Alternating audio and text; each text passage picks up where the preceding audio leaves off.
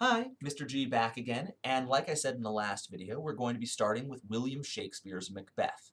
Before we begin, I'd like you to take a look in the description below. There you'll find a copy of this monologue. Take a moment to pause me, go and read the monologue. Hopefully we're unpaused now and we're back. So the first thing we're going to do is we're going to look at this as a piece of literature. So the first thing you would have noticed at the very top of the monologue is this comes from Act 5 of Macbeth. And our first question should be, how many acts are in Macbeth?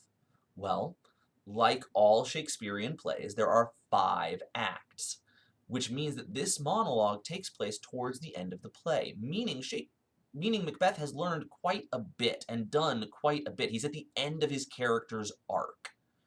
So, what's happened to him? He was a war hero at the beginning of the play. He was told by a bunch of witches that he would become the king, so instead of waiting around, he decides to kill the King of Scotland to become the King of Scotland. He is now considered a tyrant, a not-so-good guy, and he's finally now facing an open rebellion. People are fighting against him and are standing outside his castle. And just before this monologue happens, he finds out that his wife has died. Now, his wife is the one who originally convinced him that he should kill the king.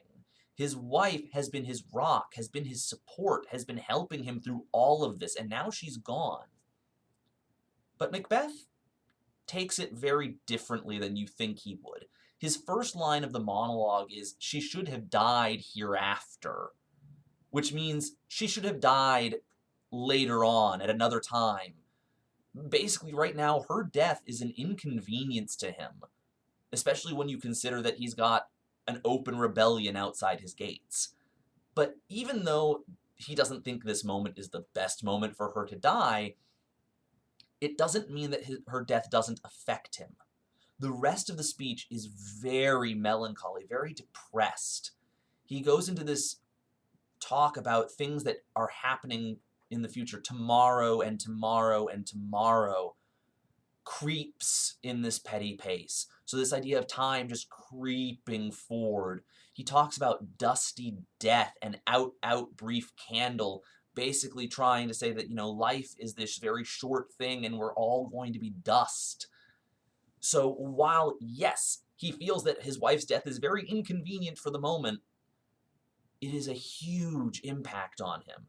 And as he moves forward in the play, he goes from holding himself up in the castle, kind of sheltering in place in the castle, and he goes, after this speech, after this scene, he goes out onto the battlefield and starts fighting.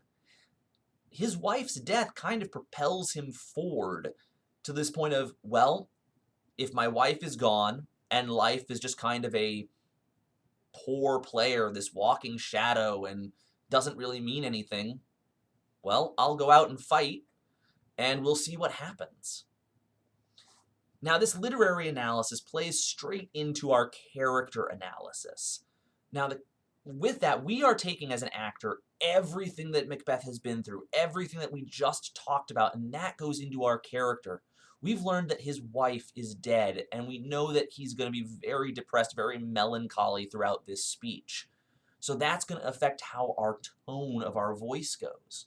We're also going to look for the things like the alliteration, the petty pace, dusty death, day to day, all of these things that we can really sink our teeth into and really highlight as a performer.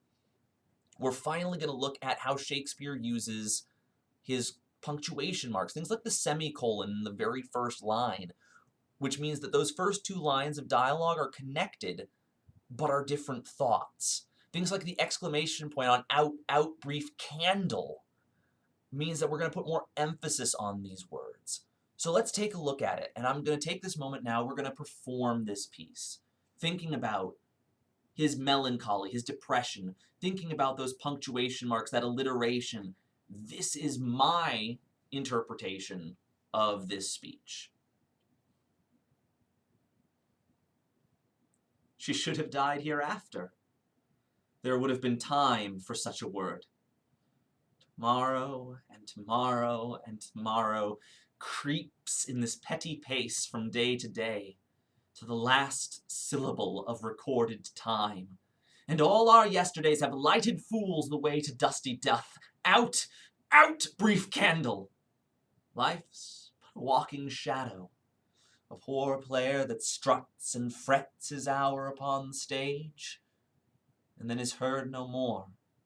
It is a tale told by an idiot, full of sound and fury, signifying nothing. And that is Macbeth, Act 5, Scene 5. Tune in tomorrow for our next monologue. Bye!